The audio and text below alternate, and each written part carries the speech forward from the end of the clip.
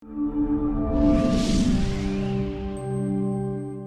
റഹ്മാൻ ഇഷ്ടം പോലെ ഇംപ്രൊവൈസ് ചെയ്യാനൊക്കെ സ്കോപ്പ് വരും എന്ന് പറഞ്ഞു കേട്ടിട്ടുണ്ട്, ശരിയാണ്?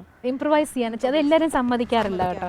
ചിലർ ഇപ്പം രാജാ സാറിനൊക്കെ ആണെങ്കിൽ തന്നെ അങ്ങനെ ഒരുപാട് നമ്മുടെ ഇഷ്ടത്തിന് പാടുന്ന പറഞ്ഞു തരുന്നത് രാജാ സാറ് തന്നെ ചിലപ്പോൾ രണ്ടാമത് പാടുമ്പോൾ ഇങ്ങനെ സംഗതി വേരിയേഷൻ പറഞ്ഞു തരും. അത് തന്നെ അദ്ദേഹം പറഞ്ഞു തരുന്നത് പാടുന്നതാണ് അദ്ദേഹത്തിന് സന്തോഷം. അപ്പോൾ റഹ്മാൻ പക്ഷേ അങ്ങനെയല്ല, ഇങ്ങനെ നമ്മൾ എന്ത് പാടുന്നതും റെക്കോർഡ് ചെയ്ത് വെക്കും. എന്നിട്ട് അവസാനം ഫൈനൽ പ്രോഡക്റ്റ് എന്തായിരിക്കുന്ന കാസറ്റ് വരുമ്പോഴേ നമുക്കറിയുള്ളൂ. വിചാരിച്ചതിനേക്കാളും നന്നായി അപ്രീസിയേഷൻ കിട്ടിയ പാട്ടുകൾ ഏതൊക്കെയാണ്? അങ്ങനെ ഇംപ്രൊവൈസ് ചെയ്ത് പാടിയതിനകത്തൊരു ഭയങ്കര അപ്രീസിയേഷൻ കിട്ടിയതെന്ന് പറയാനുള്ളത് അഞ്ജലി എന്നുള്ള ഫിലിമിനകത്തൊരു ഹമ്മിങ് പാടിയിട്ടുണ്ട്. അപ്പോൾ അതിനകത്ത് ഇങ്ങനെ ഡിവറ്റ് എന്ന് പറഞ്ഞ ഫിലിമിനകത്ത് അഞ്ജലി അഞ്ജലി പുഷ്പാഞ്ജലി എന്നൊരു പാട്ടുണ്ട്. അതിനകത്ത് ഇങ്ങനെ ഒരു ഇടയ്ക്കൊരു തേർഡ് BGMലൊരു ഹമ്മിങ് വരും. അതിതുപോലെ എൻ്റെ അടുത്ത് പറഞ്ഞു, ഇങ്ങനെ ഒരു എന്നുള്ള സ്ഥലം മാത്രം അത് വരണം, ബാക്കിയൊക്കെ നിങ്ങൾക്ക് ഇഷ്ടത്തേക്ക് പാടുക എന്ന് പറഞ്ഞാൽ അങ്ങനെ പല ടൈപ്പിൽ വെറുതെ ചുമ്മാ നമ്മളിങ്ങനെ ആ സ്ഥലം ഇന്ന സ്ഥലം വരുമ്പോൾ അത് വരണം, അത് മാത്രം പറഞ്ഞു തന്നിരുന്നു. ബാക്കി എന്തോ നമുക്കപ്പം എന്ത് തോന്നണോ അതങ്ങനെ അങ്ങ് പാടി. പക്ഷെ അതിന് ഒരുപാട് പേര് എനിക്ക് ഒരുപാട് അപ്രീസിയേഷൻ പറഞ്ഞൊരു പാട്ടാണ് അത്. സ്വന്തമായിട്ട് മ്യൂസിക് ഡയറക്ഷൻ വരില്ല കേട്ടോ, അതെന്നെ കൊണ്ട് പറ്റില്ല. ഇവിടെ ആദ്യത്തെ പാട്ട് രജനി കഴിഞ്ഞിട്ട് പിന്നെ ആരുടെ കൂടെയാണ് പാടിയത്? രാജൻ ചേട്ടന് പാടിക്കഴിഞ്ഞ് പിന്നെ ഞാൻ രണ്ടാമത് പാടുന്ന ജെറി മാസ്റ്ററില്ല രവീന്ദ്ര മാസ്റ്ററിന് ഭദ്രൻ ഒരു രുദ്രൻ എന്ന് പറഞ്ഞൊരു ഫിലിമിലൊരു പാട്ട് പാടി. അതിനുശേഷം ജെറി മാസ്റ്ററിന് നോക്കത്ത മാമാട്ടിക്കുട്ടിയമ്മയാണ് എനിക്കൊരു ഒരു ചെറിയൊരു ബ്രേക്ക് തുടങ്ങിയത്. അത് കഴിഞ്ഞപ്പോൾ എന്നെ ആദ്യമായിട്ട് മെഡ്രാസിൽ പാടാനായിട്ട് കൊണ്ടുപോയത് രവീന്ദ്ര മാസ്റ്ററിൻ്റെ റെക്കോർഡിങ്ങിനായിരുന്നു. പാട്ട് എനിക്ക് കണ്ണോടു കണ്ണായ സ്വപ്നം, അതാണ് ഞാൻ ആദ്യമായിട്ട് മെഡ്രാസിൽ റെക്കോർഡിങ്ങിനായിട്ട് പോകുന്നത്. ചേച്ചി റോയൽ ആൽബർട്ട് ഹാളിൽ പോയില്ലേ? അയ്യോ അത് ശരിക്കും ആ ഹാള് എന്ന് വെച്ചാൽ സ്വപ്നത്തിൽ കാണാൻ പറ്റാത്ത, ഞാൻ ജീവിതത്തിൽ ഇങ്ങനെ ഒരു ഹാള് കണ്ടിട്ടില്ല. എന്തോ ഒരു ഭംഗി, ഭയങ്കര കളർഫുൾ, ഇങ്ങനെ മുഴുവൻ നല്ല റെഡ് കളർ കേർട്ടൻസ്, ഇങ്ങനെ അവിടെ ഒരു നടുവിൽ കുറേ ഭാഗം ഇങ്ങനെ ഫുൾ ഗ്ലാസ് ഇട്ട് റോയൽ ഫാമിലിക്ക് വേണ്ടി മാത്രമുള്ള നമ്മുടെ ബൂത്തുകൾ പോലെ ഉണ്ട്.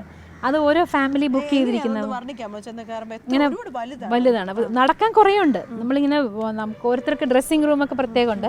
അതിലേക്ക് വരാൻ തന്നെ ഒരുപാട് ദൂരം നടന്നു വന്നിട്ട് വേണം. എന്നിട്ട് അത് സ്റ്റേജിലേക്ക് വന്ന ഹാള് കണ്ടപ്പോൾ ഞാൻ പറഞ്ഞു ഇങ്ങനെ ഫുൾ നല്ല ഭംഗിയുള്ള ഫുൾ ലേസൊക്കെ വെച്ച കേർട്ടൻസ് ഇങ്ങനെ കെട്ടി, അതാണ് നേരെ നടുവിൽ കാണുന്നത്. പിന്നെ ഒരു വലിയ സ്റ്റേജ്, അതിൻ്റെ പുറകിൽ വലിയൊരു ഹാർപ്പില്ലേ, അതിൻ്റെ ഒരു വലിയൊരു രൂപം വെച്ചിട്ടുണ്ട്. അപ്പം നമ്മൾ ചെല്ലുമ്പോഴേ ഡെക്കറേറ്റ് ചെയ്താണല്ലോ നമ്മൾ ഈ കാണുന്നത്. അപ്പോൾ മൈക്കൊക്കെ വെച്ചിട്ടുണ്ട്, വയറിൻ്റെ ഇത്രയും പേര്. അപ്പം ക്രൗഡൊന്നും വന്നിട്ടില്ല. ഞങ്ങൾ റിഹേഴ്സലിന് ചെല്ലുമ്പോൾ എക്കോയേ ഇല്ല, ഒരു പൊടി എക്കോ ഇല്ല. അല്ല, ഒരു ഭയങ്കര നല്ലൊരു ഹാള്. ഏതായിരുന്നു പാടിയത് അന്ന്? തമിഴും മലയാളവും, പിന്നെ ബാലസാറിൻ്റെ കൂടെ ഒരു തെലുങ്ക് പാടി, അത്രേ പാടുള്ളൂ. ഹിന്ദി ദാസേട്ടൻ പാടിയിരുന്നു. വേറെ ഞാനന്ന് ഏതൊക്കെയാ പാടിയത് മറന്നുപോയി. ഭയങ്കര ദാസേട്ടനും ഭയങ്കര എക്സൈറ്റഡ് ആയിരുന്നു കേട്ടോ ആ പ്രോഗ്രാമിന്. ദാസേട്ടൻ പറഞ്ഞു എന്ന് പറഞ്ഞു, ആ റോയൽ ആൽബർട്ട് ഹാളിലാണ് ദാസേട്ടൻ പാടിയിട്ടില്ലാത്ത ഇതുവരെ.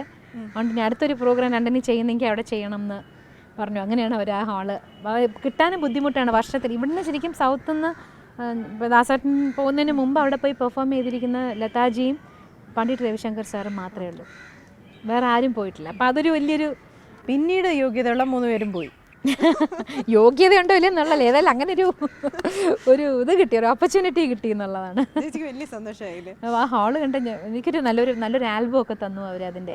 അത് വന്ന് കാണുന്നവരൊക്കെ അയ്യോ ഇത് ഇളക്കാൻ പറ്റുമോ, ഞാൻ പറഞ്ഞു ഞാൻ തല്ലിക്കൊന്നാൽ ഞാനിത് തരൂല, ഇതെനിക്ക് വേണം എന്ന് പറഞ്ഞ് അങ്ങനെ വെച്ചിട്ടുണ്ട്. ഇവരുടെ രണ്ടുപേരുടെയും ക്യാരക്ടേഴ്സ് രണ്ടും ഡിഫറെന്റ് അല്ലേ? ഇപ്പൊ SP ദാസേട്ടനും പക്ഷെ അവര് പക്ഷെ ബാലസാറിന്റെ കൂടെ നിൽക്കുമ്പോൾ രണ്ടുപേരും വളരെ ഫ്രീ ആയിട്ടാണ് ഞാൻ സ്റ്റേജിലൊക്കെ കണ്ടിട്ടുള്ളത്. രണ്ടുപേരും ഡിഫറെന്റ് അല്ലേ? ഇപ്പോൾ ദാസേട്ടൻ SP ഇത് രണ്ടുപേരുടെയും സ്വഭാവങ്ങളിൽ ഒരുപാട് വ്യത്യാസമില്ലേ? ബാലസാർ പൊതുവെ കുറെ കൂടെ ഇങ്ങനെ ഒരുപാട് സംസാരിക്കുകയും കൂടുതൽ ബഹളം, റെക്കോർഡിങ്ങിൻ്റെ ഇടയ്ക്ക് തന്നെ തമാശ പറയുകയും അങ്ങനത്തെ ഒരു നേച്ചറാണ് ബാലസാർ. വലിയൊരു സീരിയസ്നെസ് തോന്നിയിട്ടില്ല. ദാസേട്ടൻ പക്ഷെ പാടി തുടങ്ങി കഴിഞ്ഞാൽ പക്ഷെ കളിയും തമാശയൊക്കെ ഉണ്ട് കേട്ടോ, തമാശയൊക്കെ പറയുകയൊക്കെ ചെയ്യും. അതൊക്കെ അതിന് മുമ്പ് പാടി തുടങ്ങി കഴിഞ്ഞാൽ പിന്നെ